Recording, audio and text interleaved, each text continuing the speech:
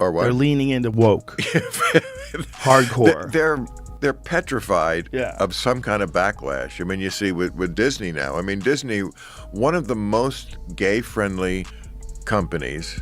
And Disney decided to hire the most insufferable girl boss narcissist that exists on Earth, who hates Snow White. It has proven to be Disney's worst investment ever in the history of Disney investments. I mean, they've gone through various scandals with this girl. If I'm Bob Iger, you know what we're doing? Emergency meeting. We're putting Snow White on hold for 2 years, and guess what? Smart. Pay her a couple $1,000,000, go away. We're gonna bring another person to play this role. It's great.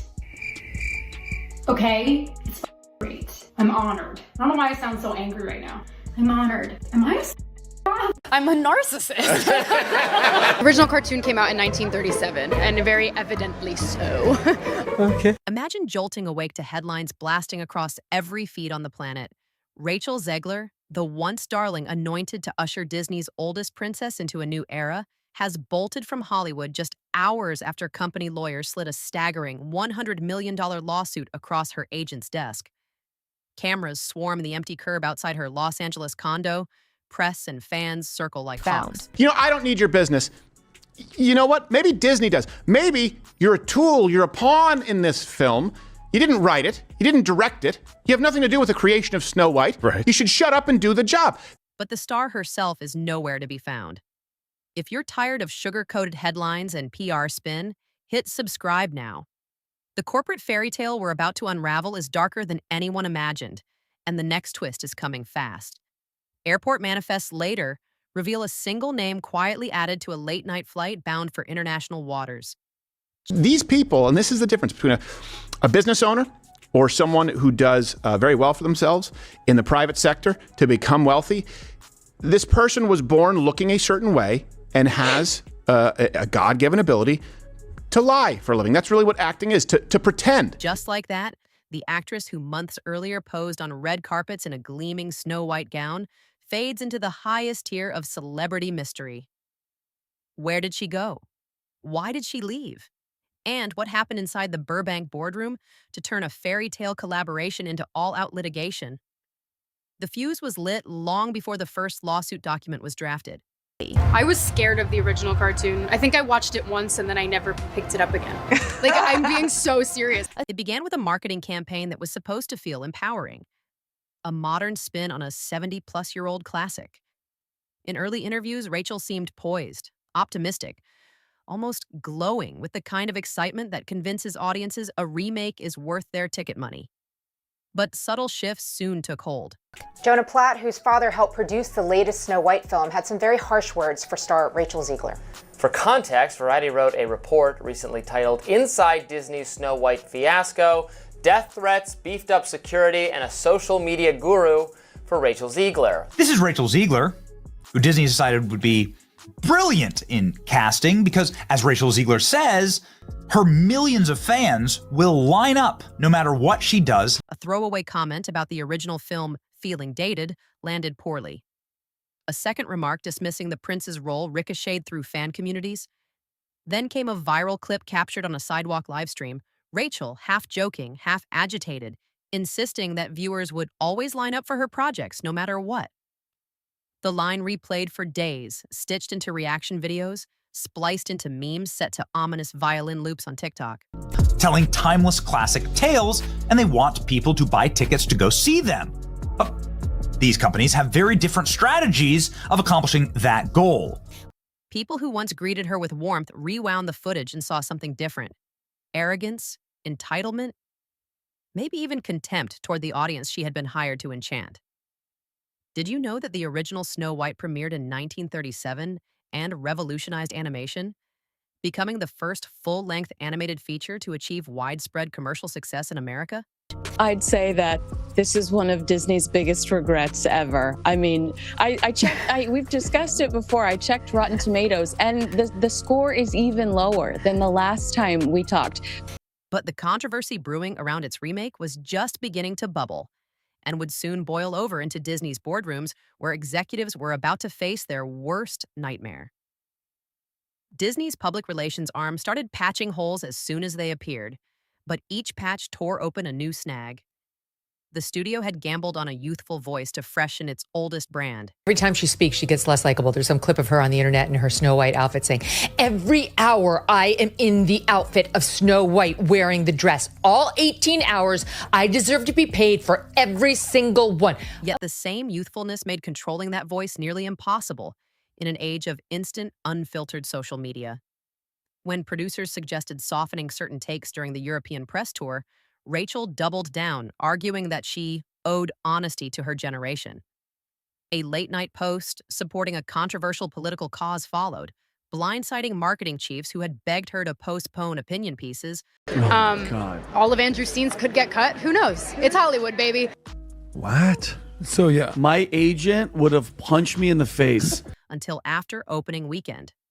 A friendly please reconsider message from an executive, sent privately, leaked within hours, igniting a new wave of discussion about artistic freedom versus corporate image.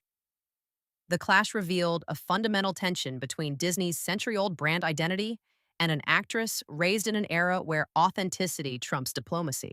I'm sorry, but I don't really care what happens with this movie. I really hope her career is pretty much over. I'd be thrilled to see that. In hotel conference rooms, executives debated whether to embrace her outspokenness or rein it in. Meanwhile, the cold, hard numbers from focus groups started painting a worrying picture. The remake's promotional materials gleamed with rich crimsons and sapphire blues, every frame technically perfect. But in test screenings, something crucial was missing. So I watched it for the first time in probably 16, 17 years. That ineffable spark of magic that transforms pixels into enchantment. Families reported feeling something hollow in the trailers, as if they were being lectured rather than invited into a fantasy. The smell of trouble grew stronger with each data point. Yet somehow no one at Disney seemed willing to acknowledge just how deep the disconnect had grown, or how catastrophically it would affect their bottom line when the theater lights finally dimmed. Here's what I told Bob. I said, I'm curious, Bob, don't you think messages like this is why Disney keeps having box office flops? Test screening data provided the first concrete churn. Families who felt talked down to in trailers reported lukewarm enthusiasm. Die-hard Disney adults complained the remake looked bigger but felt smaller, as though the heart of the story had been surgically swapped for hashtags. Still, leaders remained publicly upbeat. They pointed to pre-sale figures trending near the studio's lower bound and banked on Thanksgiving break to fill seats. Just listen to what she says. She just sounds bitter and angry. Internally, however, a very different conversation unfolded behind closed doors with blinds drawn tight and a ballooning ad spend that now rivaled the entire production budget. Contingency memos circulated about what would happen if the film's global total failed to cross $500 million, a threshold once considered automatic for a property with near universal name recognition. If you talk shit, it's going to come back. The air in executive suites grew thick with tension. You could almost taste the metallic flavor of fear as each new forecast projected worse numbers than the last. Did you know that the average marketing budget for a major studio tentpole film can reach $150 million, nearly matching or exceeding the production costs? We're raised on it. People like me who watched Disney princess movies when the world was okay and it was acceptable for us to dream about being a princess as a woman and meeting a handsome prince. But oh no, these big bad feminists now are telling us that's ridiculous. And Snow White's promotional campaign reportedly blew past these benchmarks as Disney frantically tried to course-correct the public narrative.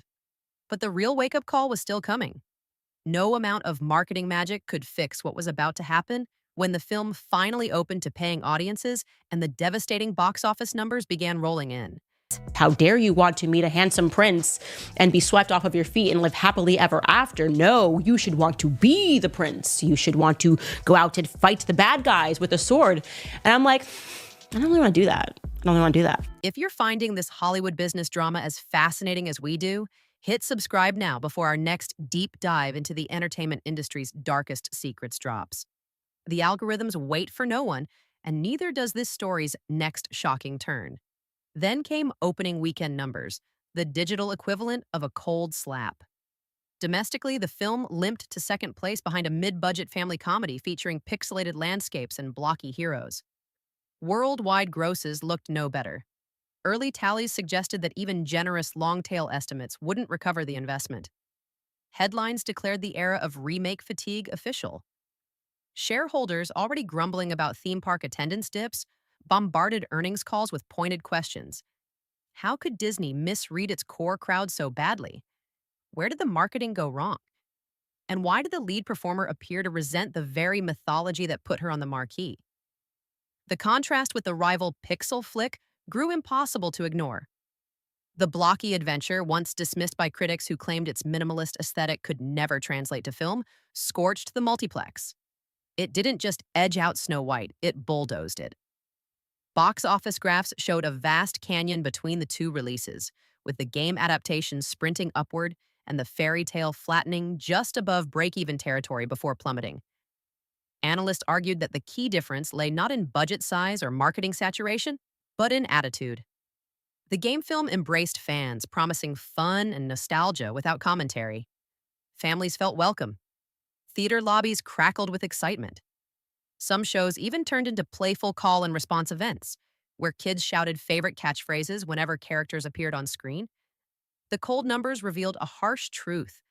The Princess remake that cost over $250 million to produce and market was being utterly demolished by a film that celebrated rather than criticized its source material. The bright red ink bleeding across Disney's balance sheets demanded a response, and the corporate giant was about to show exactly how ruthless it could be when its bottom line was threatened. The board summoned senior counsel.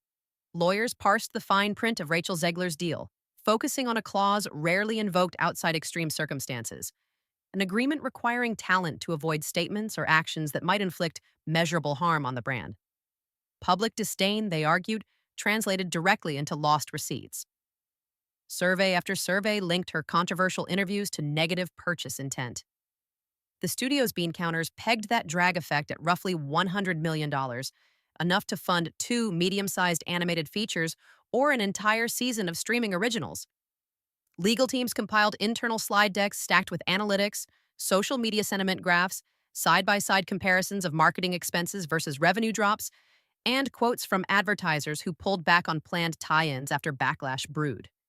The yellowish glow of conference room lights illuminated faces grown haggard from sleepless nights as executives realized the full scale of the disaster.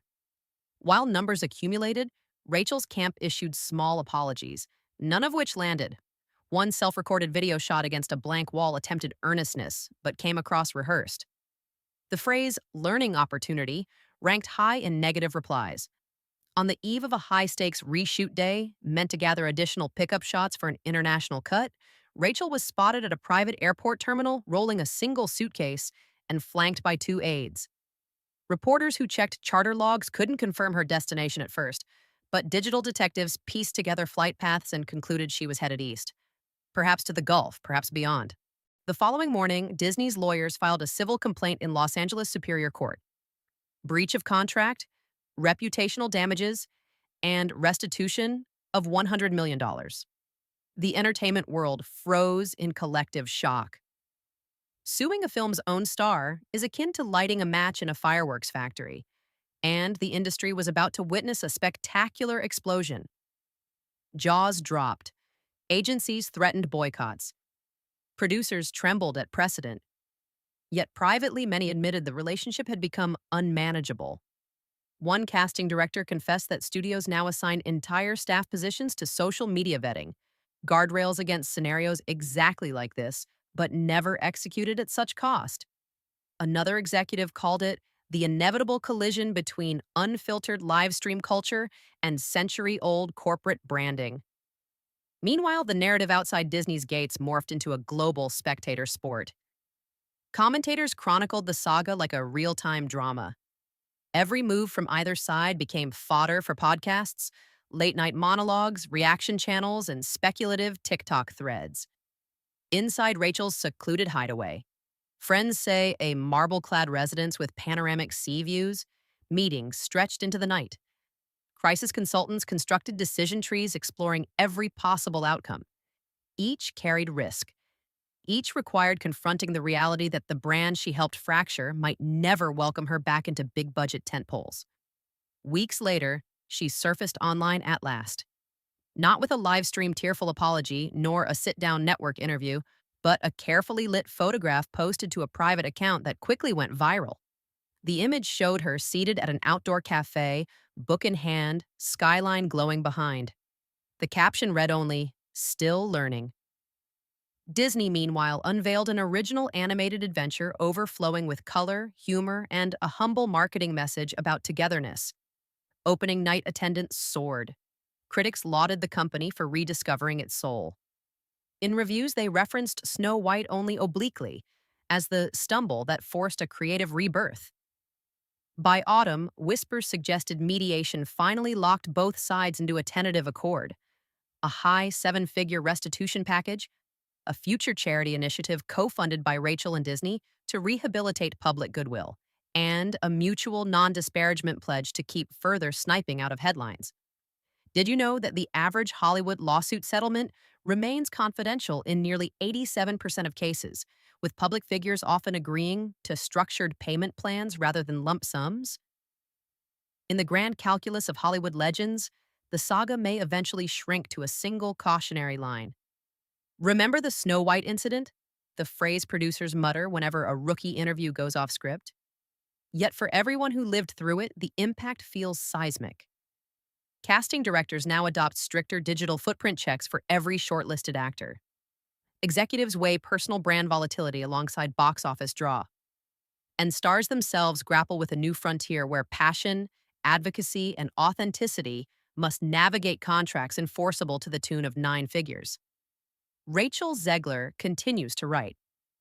Not scripts, at least not yet, but journal entries, according to a friend who visited her overseas. She reportedly fills page after page reflecting on the divide between intention and reception, on the cost of speaking freely when every sentence can be clipped, looped, and judged by millions.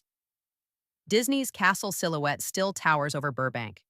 Yet within its stone-turreted metaphor, policy binders now include entire chapters on influencer culture, political nuance, and crisis calculus. One insider quipped that the next slate of live-action updates will undergo Princess Boot Camp, complete with media drills and mandatory hiatus from personal soapboxes until after closing credits roll. In the end, a single truth emerges from the rubble.